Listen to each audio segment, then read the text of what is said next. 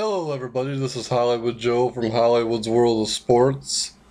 Just wanted to come to you today and talk to you about one of my favorite wrestlers of all time. It was 10 years ago yesterday, February 10th, 2003, that the late, great WWE Hall of Famer, Mr. Perfect Curt Hennig passed away.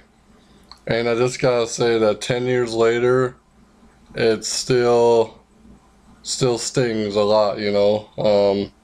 Growing up as a kid, obviously Hulk Hogan was everybody's favorite good guy, including mine. But my favorite bad guy was Mr. Perfect.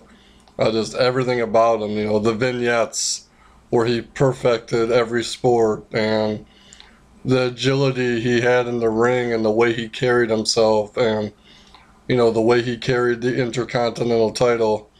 It's something.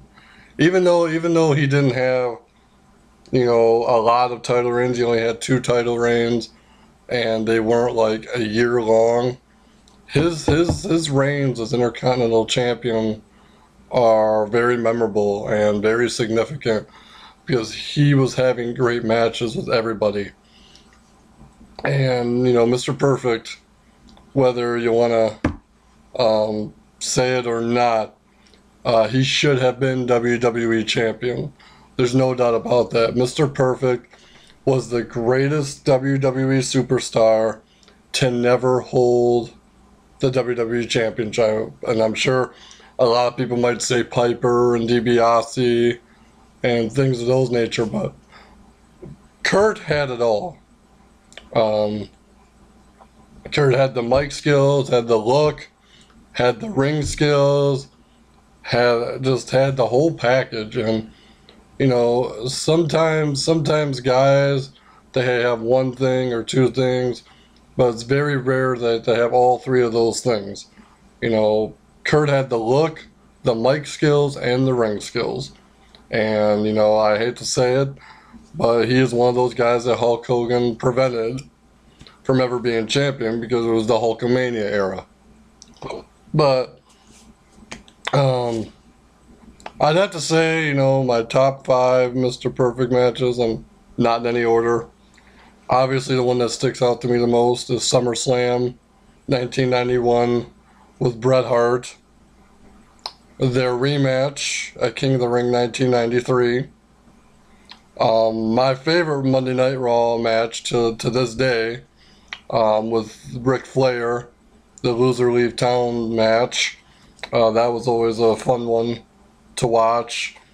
I'd have to say fourth would be, I'd have to say when he teamed with the Macho Man against Ric Flair and Razor Ramon.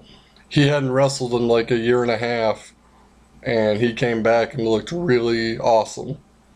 And then obviously, a lot of people don't know about this, November 2001, when Hulk Hogan made his return to wrestling after a year and a half of being off, due to the conflicts of WCW and his knee surgery. They had a match in a promotion called XWF that was it was a solid match. It was a typical Hogan Perfect match, but there's something about that match, for some reason, made it special.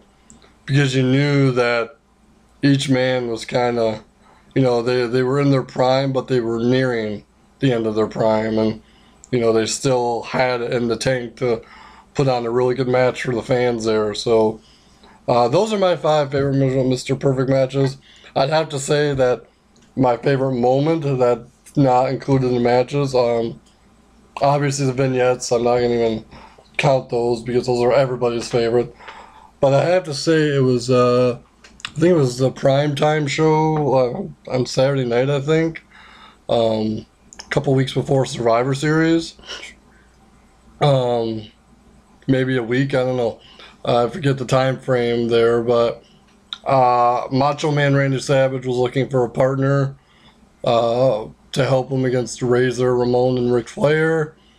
and the Ultimate Warrior was fired and bailed on Savage.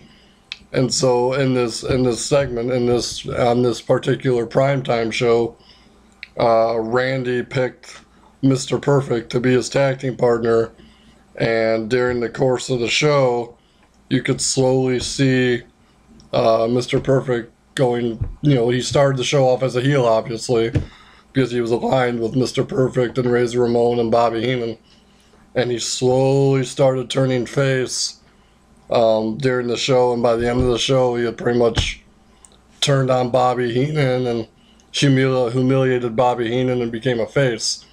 And that was the extent of Mr. Perfect's face run. So,